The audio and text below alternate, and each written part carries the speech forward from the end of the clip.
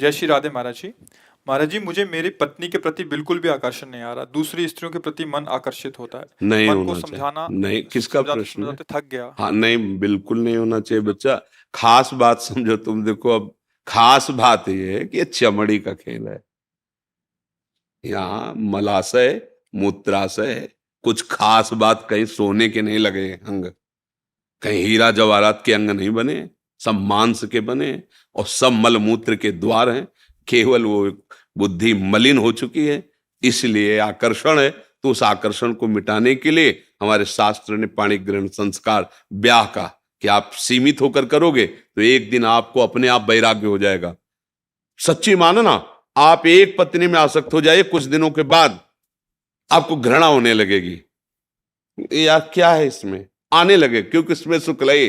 तभी देखा है हमने, गांव में देखा है, थोड़े थोड़े संतान हो गए, दरवाजे के बाहर चारपाई में लेटने लगे, अपने आप संयम में आने लगे।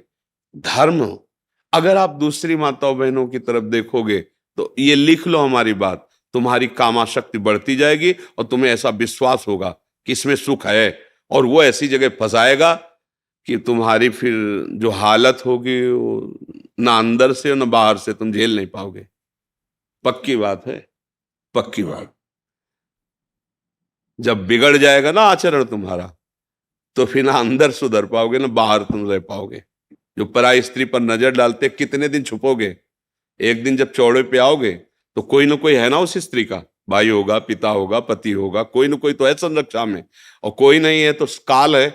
काल तुम्हें ऐसी जगह फंसा के नष्ट करे, होश उड़ जाए। व्यभिचारी की कभी भी सुख शांति सदगति नहीं होती। अगर ब्याह हुआ है तो अपनी पत्नी में ही भगवत भाव करके कि प्रभु इसी रूप में आए, हमारे अंदर चाह थी भाई कोई साथी मिले तो इसी रूप में आए हैं बस।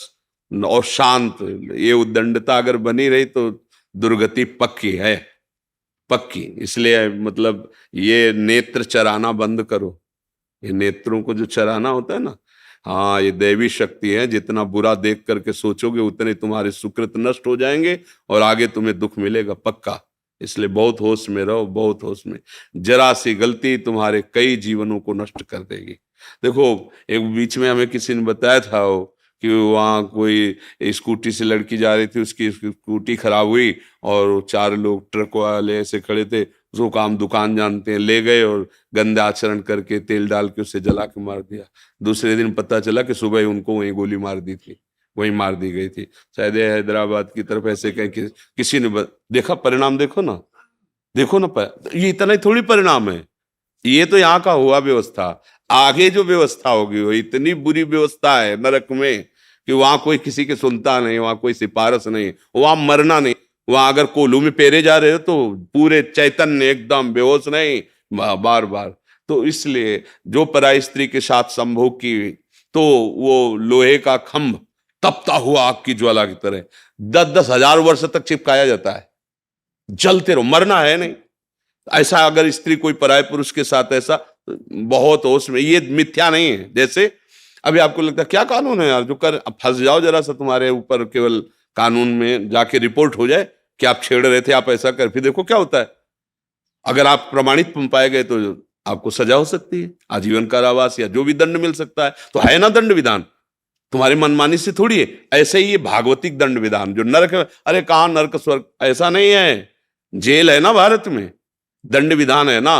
अरे बोले कौन देखता है किसकी, तो जब यहां से पकड़ के जाते हैं ना तो पिटाई चौराहे पे नहीं की जाती है। ऐसे नरक एकांत में भला है, वहां जाके सड़ाया जाता है। वहां सीसीटीवी से थोड़ी सबको भेजा जाता है कि देखो ये नरक का दंड मिल रहा है। ये शास्त्रीय विधान भैया। बहुत सबसे ज्यादा खतरनाक ये अपराध गिरा देता है, क्योंकि मनुष्य शरीर में स्त्री शरीर की तरफ या भोगों की तरफ आकर्षण और शासन न रह पाने के कारण आज तो मनोरंजन समझा जाता है।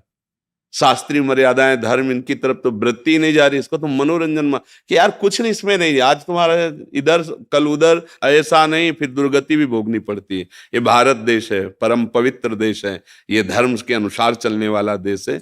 यहाँ जन्म होना, यहाँ बहुत महिमा, जहाँ पावन गंगा जी, यमुना जी, प्रभु श्री कृष्ण, प्रभु श्री राम, महादेव जी, यहाँ देखो ना कितने भागवती का अवतार, कितनी महिमा।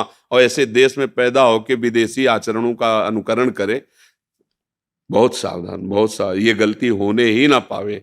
बहुत जो चाहे आपन कल्याणा, सुजस सुबत शुभ गति शुभ नाना, सो परनार लीलार गोसाई, तजो चौथ के चंद किनाए। दूसरी माताओं बहनों को काम दृष्टि से देखने का मतलब अपने सर्वनाश का निमंत्रण देना। बहुत होश में, अगर कभी कोई ऐसा संयोग बनता है तो उसे हाथ जोड़ के समझाना होता है, नहीं नहीं नहीं नहीं, आप अपने धर्म से चलिए, मैं ऐसा नहीं कर सकता। जैसे उर्वशी जी अर्जुन को वहां स्वर्ग में, तो उन्होंने कहा आप माता कुंती के समान पूज्य, हम ऐसा नहीं। तो उनका जा नपुंसक को साफ स्वीकार कर लिया, गलत नहीं। तो अपने धर्म से चलोगे तो भगवान रक्षा करते, वही साफ वरदान का काम बना, जो अज्ञातवास में वही काम कर गया। नहीं तो कैसे इतना बड़ा महारथी छुपता, देखो वो लगा साप दे दिया, पर धर्म से थे तो वरदान का काम बन गया, अज्ञातवास में वो काम आ गया। इसलिए धर्म से चलो, कभी हानि होने वाली नहीं। बहुत अच्छा भी आपका हृदय है जो आप अपने दोष को पकड़ पा रहे हैं और उससे निवृत्त होना चाहते हैं। कभी ऐसी गलती मत करना, नहीं नहीं, ये सब वो भयानक पाप है जो मतलब बिल्कुल नष्ट कर देते हैं। आज समाज इस बात को नहीं देख रहे। बहुत खुशी होते हैं जब किसी के साथ गंदा व्यवहार करने का अवसर मिलता है, समझते मानो मैंने बाजी जीत ली, जीत नहीं ली। इसका परिणाम जब आएगा, तब चाहे स्त्री हो चाहे पुरुष हो, जब परिणाम आएगा तब देखना। थोड़ा हमारे मालिक के दरबार में रजिस्टर विलंब से खुलता है। अनंत ब्रह्मांडों के जीव हैं, पर जिस दिन खुलेगा तुम्हारे पुरखा पानी पा जाएंगे, पक्का समझ लेना। वो आग कोई घूस नहीं चलती और कोई वकालत नहीं चलती, सीधा और करेक्ट, भ्रम नहीं हो सकता। ऐसा नहीं कि मैंने ऐसा नहीं किया था, ऐसा नहीं है, वो तुम्हारे हृदय में ही बैठा है। एक बार स्वीकृति उसको कराई जाती है, ऐसा हुआ कि नहीं उसको दिखाई दे रहा, बस तुरंत उसको भोग दंड मिलता है उसका। इसलिए बचो, राधा राधा राधा, इसीलिए कहते हैं हाँ, नाम संकीर्तनम यस्य सर्व पाप प्रणाशनम, जिनका नाम कीर्तन करने से सारे पाप नष्ट हो जाते हैं। सबसे गलतियां होती हैं, प्रभु क्षमा भी करते हैं। तो राधा राधा नाम जप करो, कभी ऐसा नहीं। माताओं बहनों की तरफ ये देवी शक्ति है, जो अपने पाणी ग्रहण करके धर्म के अनुसार स्वीकार किया वही भाव रखो। नहीं ब्याह हुआ तो संयम से रहो, भजन करो, मुक्त हो जाओ। भगवान ने मनुष्य जीवन भोगों के लिए नहीं, भजन के लिए दिया है।